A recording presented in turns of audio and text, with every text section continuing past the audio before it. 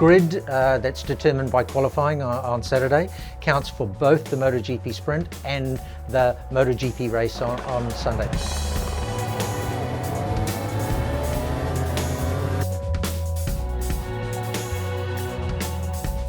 The points is half of normal race, so there's 12 points for the winner, and 9 riders therefore will get points. The regulation about dead heat in the championship overall points, the count back is determined on race positions. The MotoGP Sprint doesn't count for that.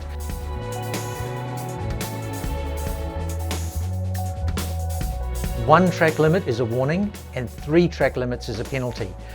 In the longer MotoGP race, it's 3 track limits as a warning and 5 track limits as a penalty.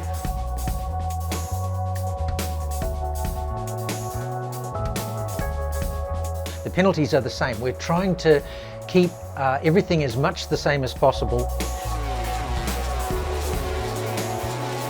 Anything that happens at any time during the whole weekend, penalty can be served in the MotoGP race, and that's our target, with the only exception that if there's someone makes an infraction during the MotoGP Sprint, and we have the time and the possibility to penalise during the sprint, we'll do that. Is a 15-minute grid procedure, which is exactly the same as Moto2 and Moto3. The special grid procedures for rain on the grid, wet race start, those procedures already exist and they continue on. The only difference in the MotoGP Sprint is it's a shorter grid procedure. Same rules apply. A race interrupted at less than 3 laps completed by the leader, that race is cancelled, it doesn't exist, and we try to restart. If it's made more than 3/4 of the lap race distance, then that's a full race result.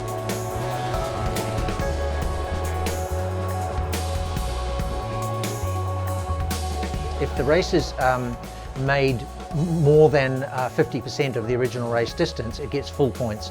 If it's less than 50%, it's half points. And if it's less than 3 laps, it doesn't count at all. Fuel limit for MotoGP Sprint is 12 litres. It's half of the fuel allowance for the MotoGP race.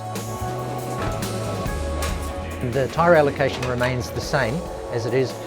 The basis of that is that there is the same amount of track time during a weekend for this year compared to previous years without the MotoGP Sprint. It works out fine.